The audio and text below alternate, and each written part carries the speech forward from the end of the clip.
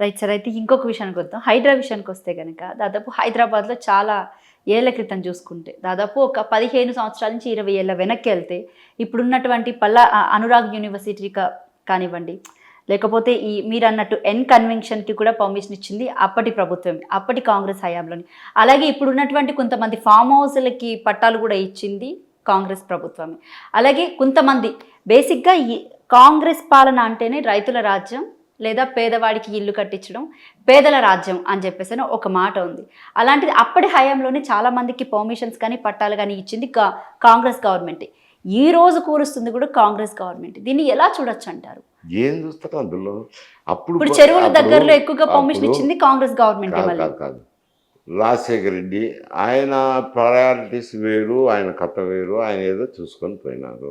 ఆ గతంలో ముఖ్యమంత్రులు వచ్చినారు కదండి, అప్పుడు వాళ్ళ ఆదాయాలు వేరు, వాళ్ళ కథ వేరు. ఇప్పుడు నేను ఒకరినొకరు కంపేర్ చేయమంటే మీరు ఆదాల కంపేర్ చేయ అంటే ఆదాయాల కోసమే హైడ్రాని తీసుకొచ్చారు కాదు కాదు, అనుకోవచ్చా? ఆదాయాల కోసమే హైడ్రా అని కాదు, ఆ! మీరు పొరపాటు పడుతున్నారు నా మాటను. ఓకే.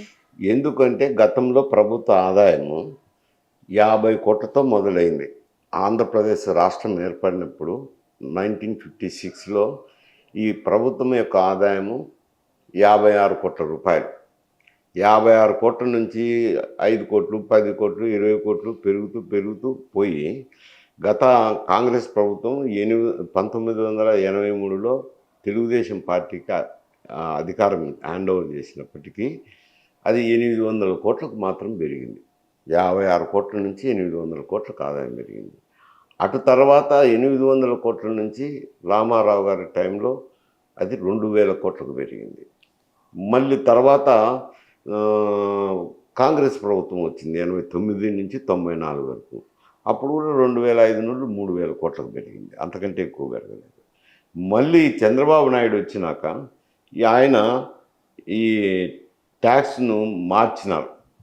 ఏది ఇంతకుముందు కమర్షియల్ ట్యాక్స్ అంటే అనేది వ్యాట్ అనేది ఇచ్చినాడు చట్టం. వ్యాట్లో ఏమంటే అన్ని వస్తువులు చేర్చినారు. కొన్ని ఇంతకుముందు ఎగ్జామ్షన్స్ ఉన్నట్టు కూడా కమర్షియల్ ట్యాక్స్ అవి కూడా ట్యాక్స్ పడేటట్టు తీసుకొచ్చారు. అట్లా వస్తువులు పెరిగినాయి, రేటు కూడా స్ట్రక్చర్ కూడా మారింది. రేట్ల స్ట్రక్చర్ కూడా మారేసరికి ఒకటే మరి ఆయన హయాంలో 35,000 కోట్లకు పోయింది. 3,000 కోట్ల నుంచి 35,000 కోట్లకు ఆదాయం పెరిగింది. ఇప్పుడు ప్రస్తుతం ఎంత ఉందనుకుంటున్నారు ఆదాయము? 1,10,000 కోట్లు ఉంది. 2 సంవత్సరాల కిందటి తీసుకుంటే యాక్చువల్గా 1,10,000 కోట్ల రూపాయల ఆదాయం వస్తుంది. అంటే ప్రభుత్వం ప్రయారిటీస్ మారుతాయి. ఆదాయం వచ్చే కొద్దే కదా ఖర్చు పెట్టేది. అందువల్ల అప్పుడు ప్రయారిటీస్ వేరు, ఇప్పుడు ప్రయారిటీస్ వేరు. అందువల్ల ఒకరిని కంపేర్ చేయలేము. గత ప్రభుత్వాలు ఇచ్చినాయి కదా పర్మిషన్ అంటే ఏదో అడిగి ఉండొచ్చు, ఖాళీగా ఉందండొచ్చు, ఎవరెవరో సంతకాలు ఇప్పుడు ప్రభుత్వాల పెట్టిండొచ్చు. పనితీరుకి ప్రజలే కదా నష్టపోతున్నారు. ఏముంది ప్రభుత్వాల పనితీరు ఏముంది ఇందులో? ప్రభుత్వాలకు ఒక ప్రియారిటీ ఉంటుంది. రాజశేఖర రెడ్డి ఉన్నప్పుడు అతని ప్రియారిటీ వేరు, అతని ప్రియారిటీ ప్రకారం చేసినారు. అప్పుడు కాంగ్రెస్ పార్టీ మేనిఫెస్టోని తయారు చేసిన తర్వాత హైకమాండ్ పర్మిషన్ కూడా తీసుకోవాలండి. సొంత మేనిఫెస్టోలు కాదు. ఇప్పుడు రేవంత్ రెడ్డిది సొంత మేనిఫెస్టో కాదు, అప్పుడు రాజశేఖర రెడ్డిది సొంత మేనిఫెస్టో కాదు, అంతకుముందు ముఖ్యమంత్రులది కూడా సొంత మేనిఫెస్టో కాదు. ఎప్పుడు కూడా వాళ్ళు హైకమాండ్ నుంచి పర్మిషన్ తీసుకోవాలి. ఆ మేనిఫెస్టోలో చెప్పినారు. ఆ ప్రయారిటీస్ వేరు అని అంటాను.